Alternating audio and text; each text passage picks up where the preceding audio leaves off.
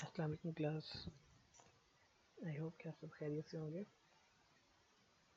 आज के लेक्चर में हम देखेंगे कि कलर इमेज प्रोसेसिंग क्या होती है और हम किस तरह से इसको इम्प्लीमेंट कर सकते हैं।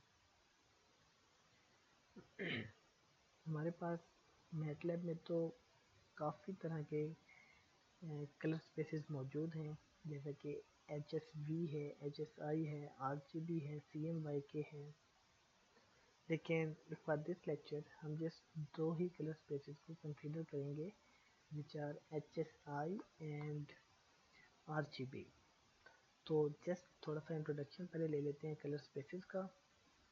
We will be covering color fundamentals and color models.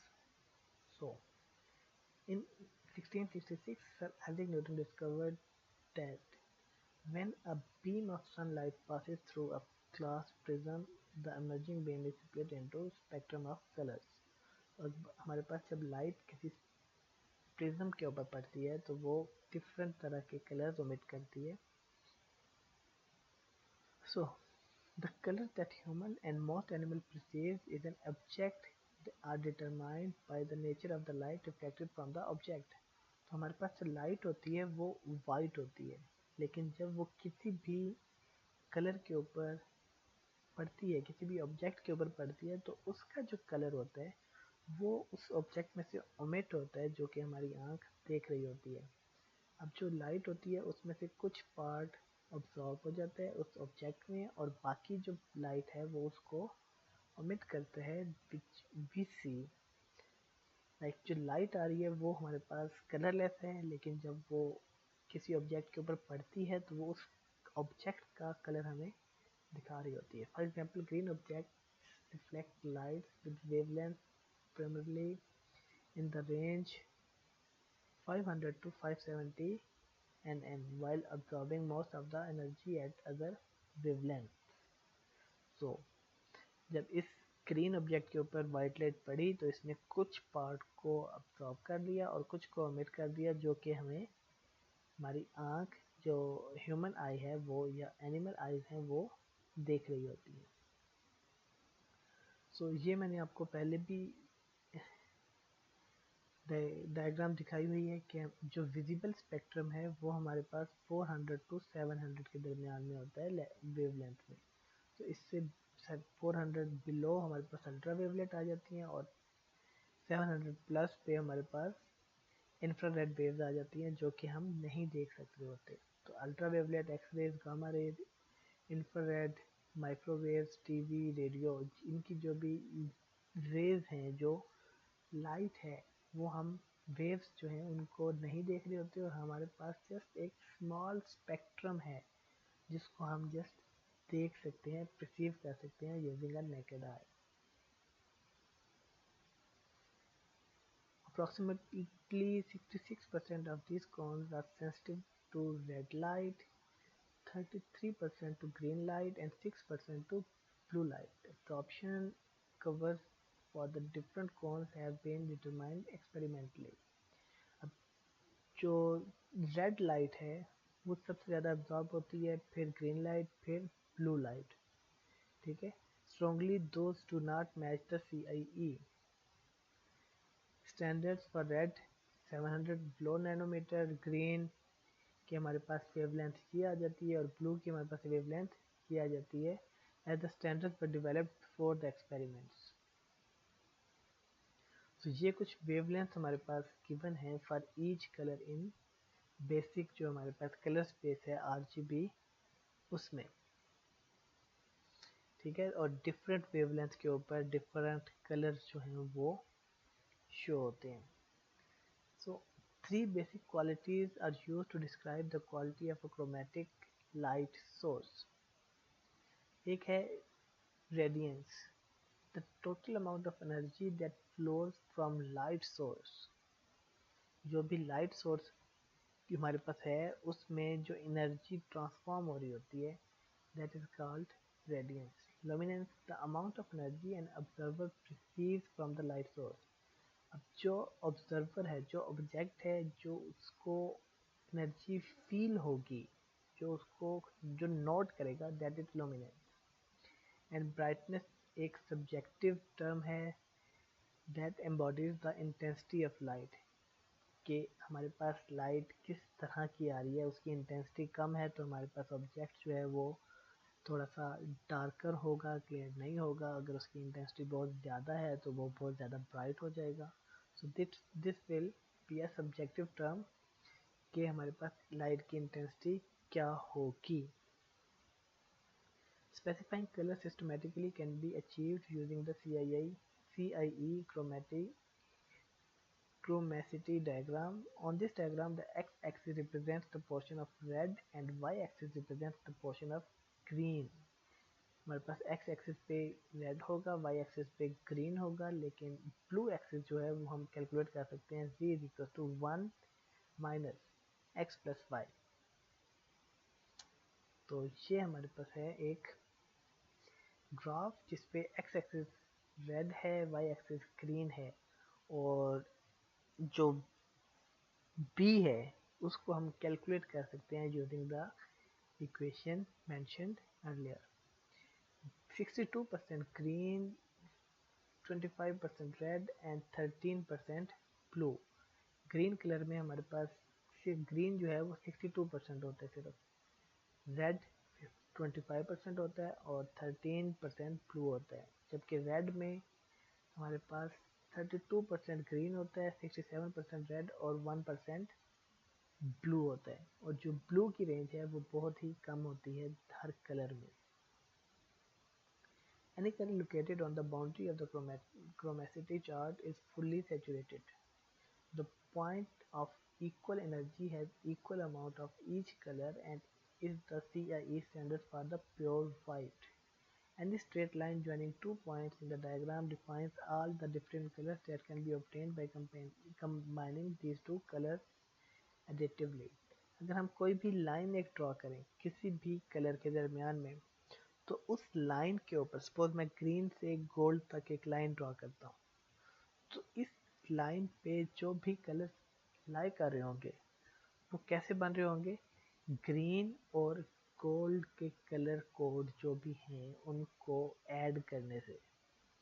अगर मैं गोल्ड के अंदर थोड़ा सा ग्रीन ऐड करूँगा तो हम इस पॉइंट पे पहुँच जाएंगे, इस पॉइंट पे अगर उसमें थोड़ा सा ज़्यादा ग्रीन ऐड करूँगा तो हम आगे पहुँच जाएंगे।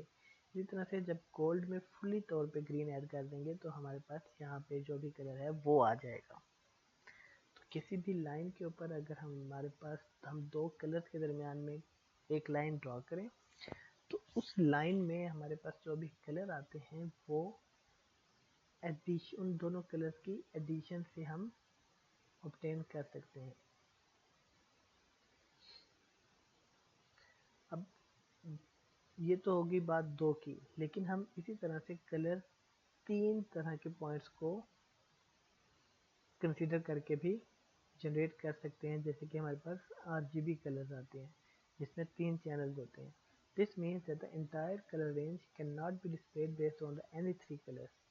The triangle shows the typical colours produced by an RGB monitor.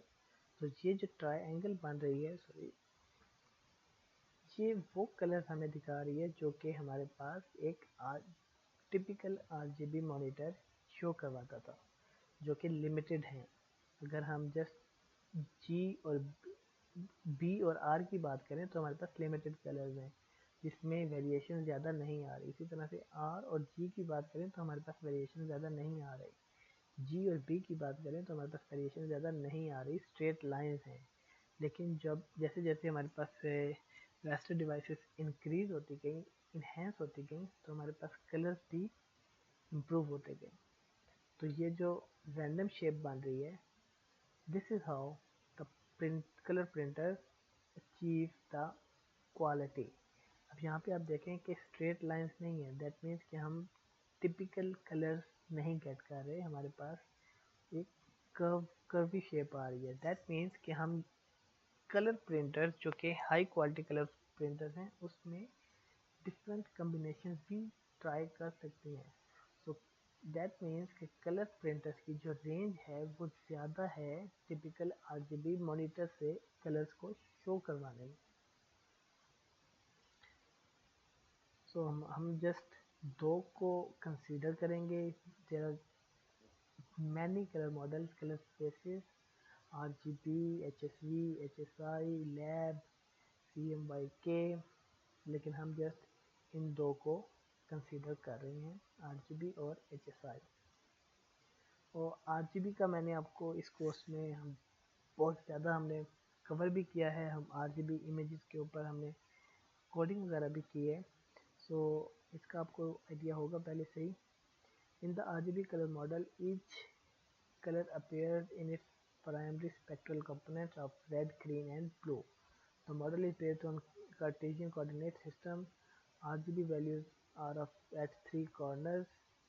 There are three more colors which can be obtained: cyan, magenta and yellow at the other three corners. Black is the origin, white is the farthest corner. हम black 000 हमारे पास black होता है, जो हमारे पास highest limit होती है 255 255 255, या फिर अगर हम डबल में बात करें तो 111, that is our white.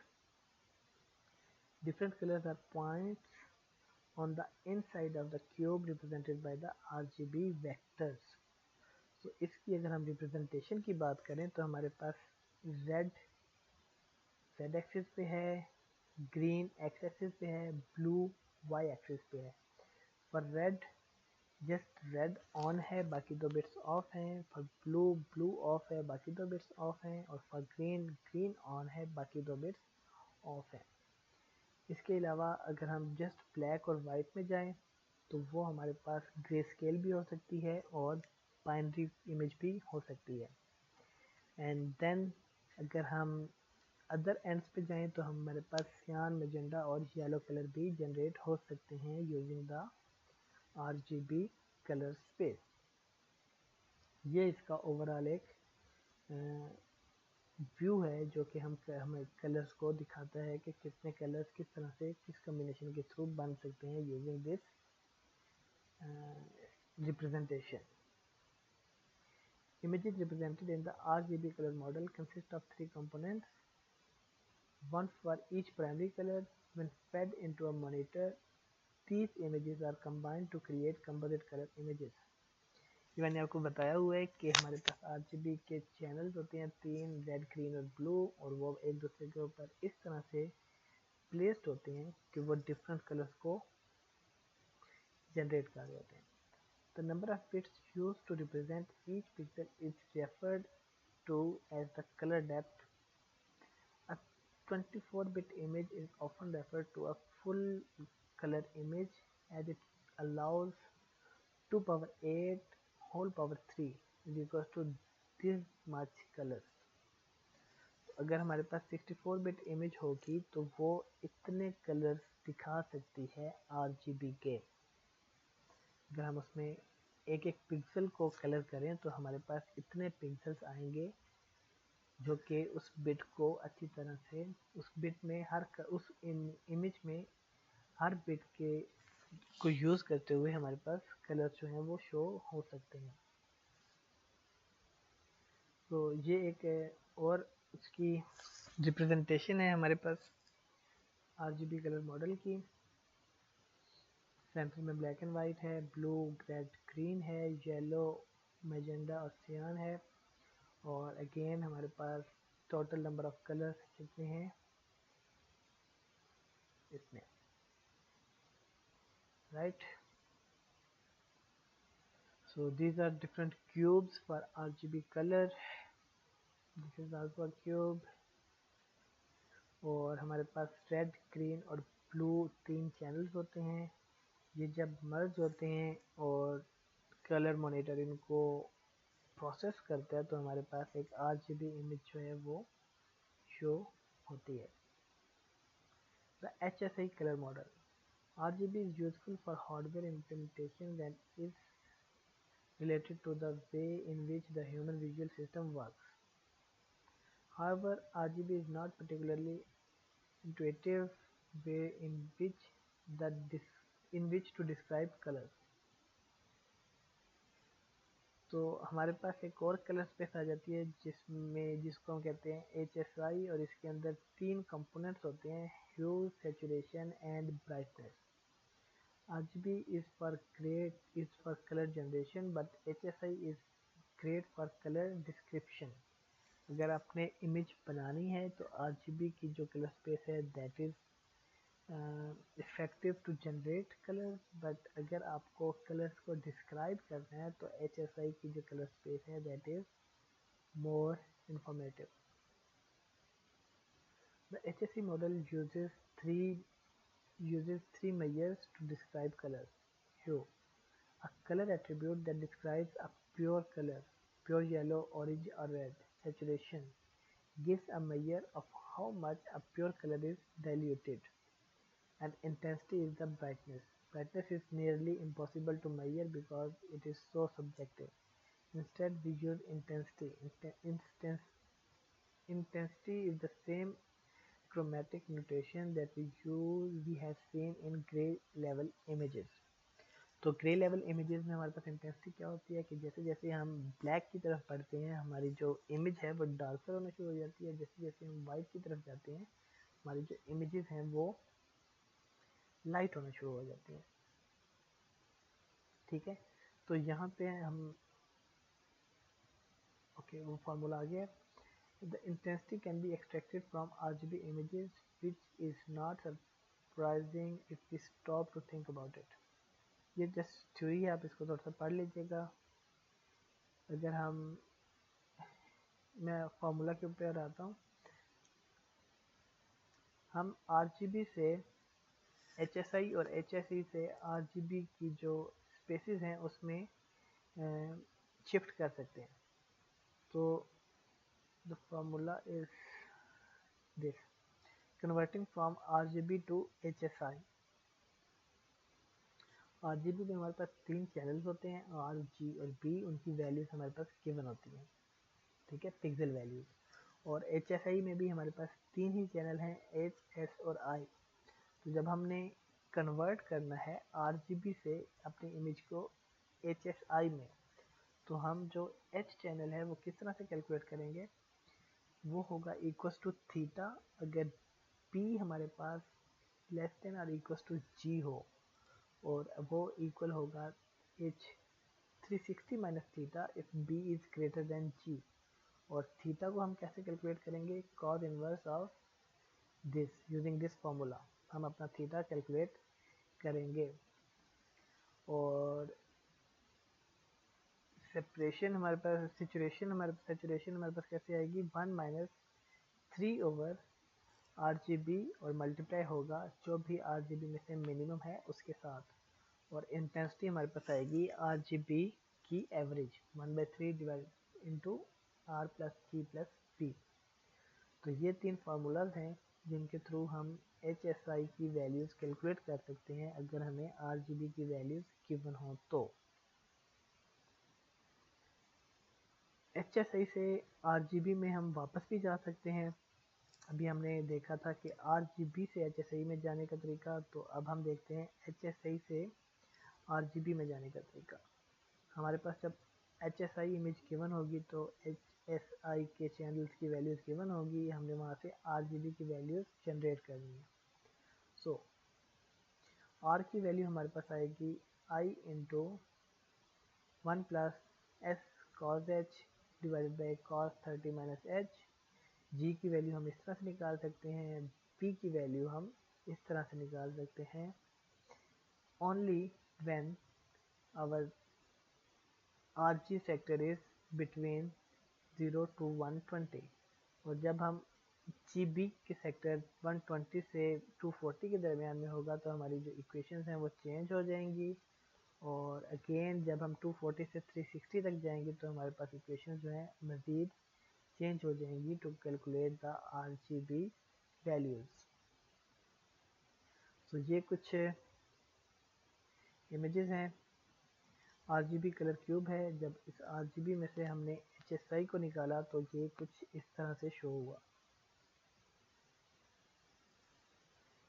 In order to manipulate an image under the HIS model, first we convert the RGB to HSI, perform our manipulation, and then finally convert the image back from HSI to RGB image. तो basically हम HSI का model use कब करते हैं, जब हमें किसी भी इमेज की इंफॉर्मेशन एक्सट्रैक्ट करनी होती है कि उसके अंदर अगर किसी भी स्पेसिफिक चैनल को देखें तो HSI जो है वो मोर डिस्क्रिप्टिव होता है as compared to the RGB channels. तो this is the RGB image. यहाँ से हमने ह्यू निकाली, सैचुरेशन निकाली, इंटेंसिटी निकाली, तो हमारे पास इमेजेस इस तरह से आ गई। और ये हमारे पास HSI है, ह्यू, सैचुरेशन, इंटेंसिटी, इन तीनों को जब हमने मर्ज किया तो हमारे पास इस तरह की इमेज आई। सो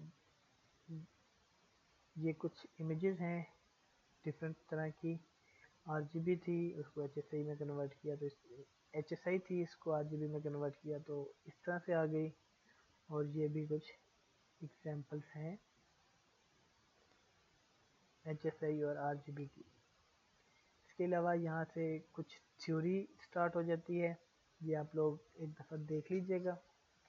आपका अगर इस टॉपिक से कोई क्वेश्चन आया तो वो यही होगा कि आपको RGB की वैल्यूज़ गिवन होंगी, आपने उसको HSI में कन्वर्ट करना होगा। आपके पास HSI की वैल्यूज़ गिवन होंगी, आपने उसको RGB में कन्वर्ट करना होगा।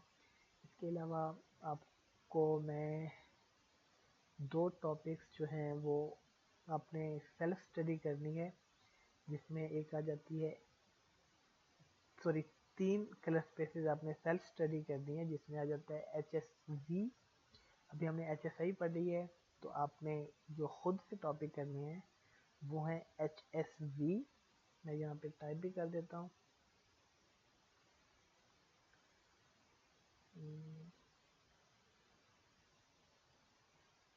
ओके, तो जो सेल्फ स्टडी में आपने करना है वो HSV, लैब और CMYK, ये तीन कलर स्पेसेस आपके कोर्स में इंक्लूडेड हैं और ये आपने सेल्फ स्टडी पे खुद ही इनको देखना है। ठीक है, तो मुझे कोई ना कहे बाद में कि जी हमें नहीं पता इनका, या फिर ये आपने पढ़ाई नहीं है, तो ये मैं आपको जस्ट बता रहा हूँ, ये आपने खुद कवर करनी है अपने ओन पे। आप इनको जितना भी डेप्थ में पढ़ सकते हैं पढ़ लें। आप इनमें से क्वेश्चन जो आएगा वो ज़्यादा यही आएगा कि आप RGB से कन्वर्ट करें CMYK में, या फिर लैब से कन्वर्ट करें HSV में, HSI में। तो कन्वर्जन्स आप जस्ट देख लें, अगर वो आपको समझ आ जाती है कैसे होती हैं, आपको करना आ जाता है, तो इंशाल्लाह आप इससे रिलेटेड जो भी क्वेश्चन होगा वो सॉल्व कर लेंगे इजीली।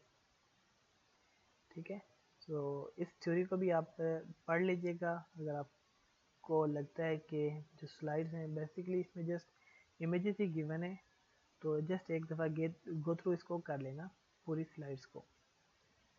ठीक है, तो that's it for today's lecture. अपना ख्याल रखिएगा। थैंक यू, अल्लाह हाफिज़। अगर कोई क्वेश्चन हुआ तो आप ईमेल पे मुझसे पूछ सकते हैं।